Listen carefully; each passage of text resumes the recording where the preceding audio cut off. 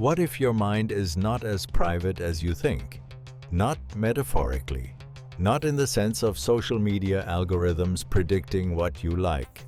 Although, let's be honest, that part is already slightly disturbing.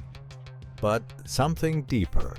What if your thoughts, your feelings, your internal world are not entirely sealed off from everything else?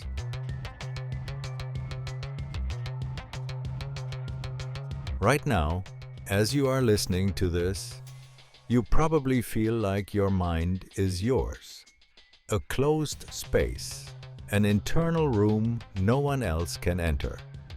A place where thoughts appear, where memories are stored, where identity lives.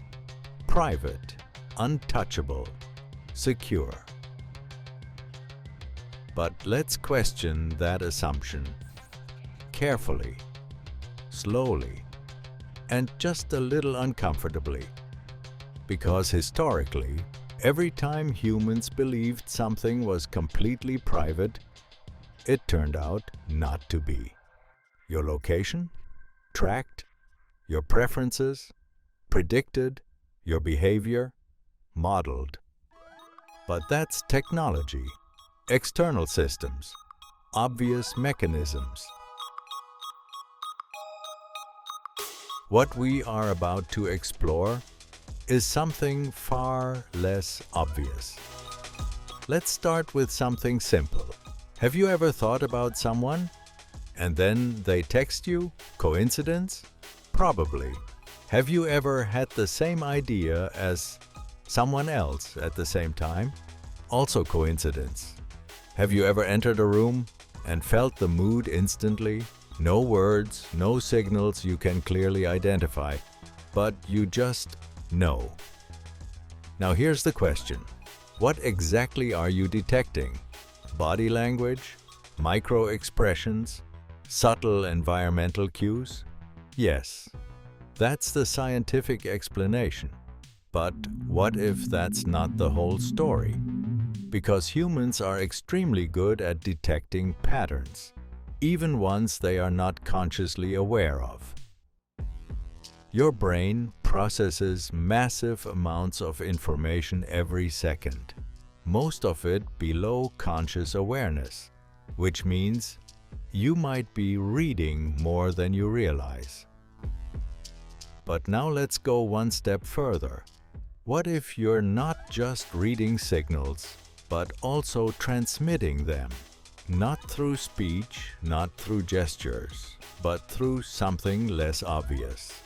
There is a concept in neuroscience called brainwave synchronization. When people interact, their brain activity can begin to align.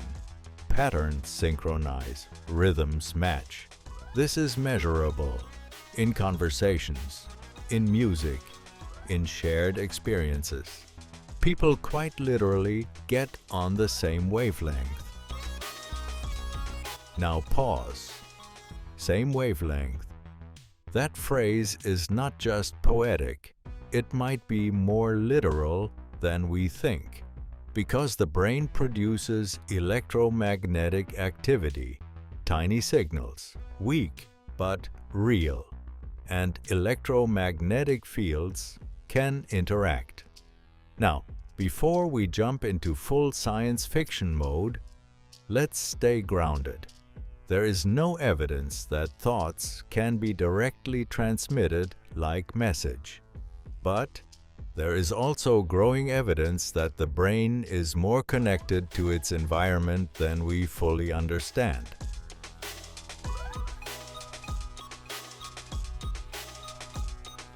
So, let's introduce a hypothesis. Not a conclusion, a possibility. What if the mind is not a closed system? What if it is semi-permeable, not fully open, not fully isolated, but somewhere in between, like a network node, receiving, transmitting, filtering?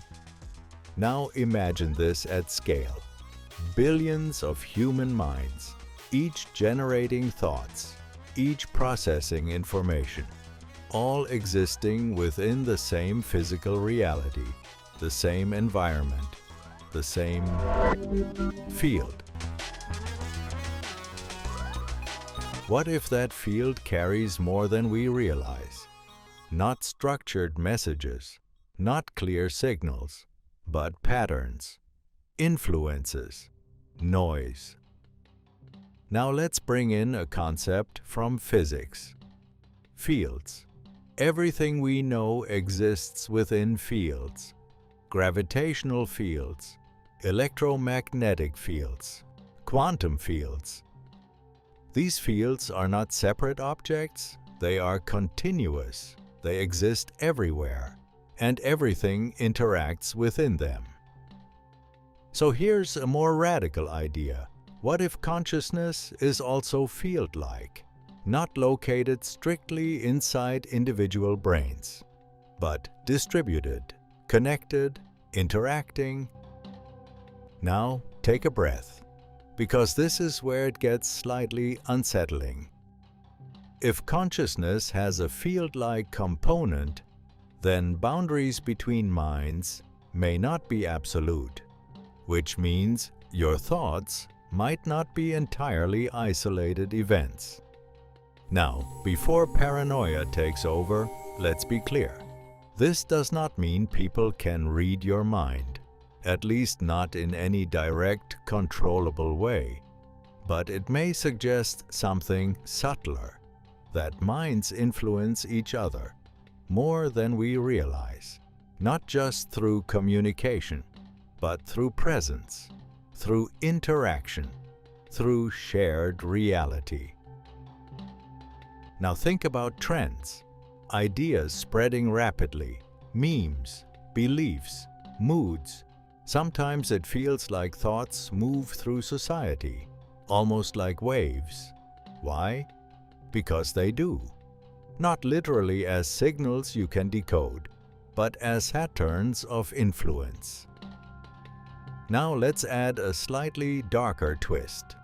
If thoughts can be influenced, then they can also be shaped, directed, not by a single entity, not by some hidden control room, but by systems, environments, information flows, the content you consume, the people you interact with, the structures around you.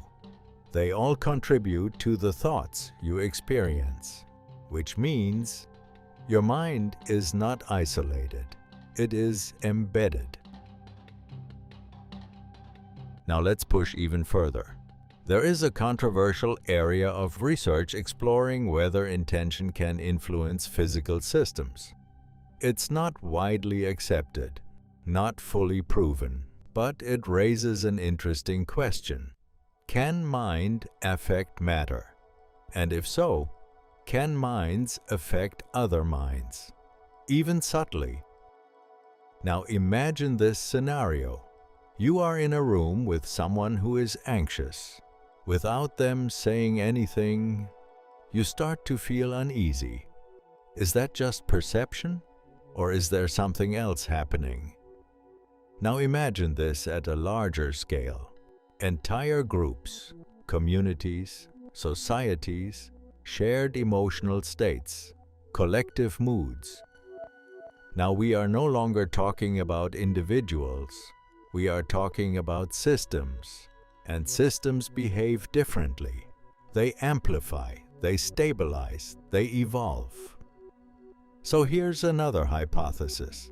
What if the human mind is part of a collective system, not a single shared consciousness, but an interconnected network, where influence flows in multiple directions, where ideas propagate, where patterns emerge?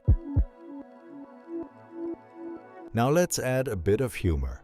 If this is true, then somewhere out there, your most random thought might not have been entirely yours, which means we need to have a serious conversation with whoever is responsible for those thoughts at 3 a.m. Because some of those ideas are not helpful at all. Now let's ground ourselves again. There is still no definitive proof that minds are directly connected in a measurable, controllable way. But there is overwhelming evidence that we influence each other constantly and often unconsciously. So, what does this mean? It means your mind is not a sealed container. It is an interface, a system interacting with your body, your environment, other people, information streams, and possibly something even broader. Now let's return to the most important point: awareness. The part of you that notices thoughts, that observes them, that can step back. Because even if thoughts are influenced, even if they are not entirely yours, awareness remains, stable, present, untouched. And that might be the key, not controlling every thought, but recognizing them, understanding them, choosing how to respond. Because influence is not control, and connection is not loss of identity, it's complexity. Now let's end with something important. This idea that your mind may not be entirely private can feel unsettling, but it can also be liberating, because it means you are not alone inside your experience. You are part of something larger, a system, a network, a reality far more interconnected than it appears. And the more we explore it, the more questions emerge. Where does your mind end? Where does the world begin? Is there a boundary at all? Or is it just a useful illusion? We don't have all the answers. In fact, we barely understand the questions.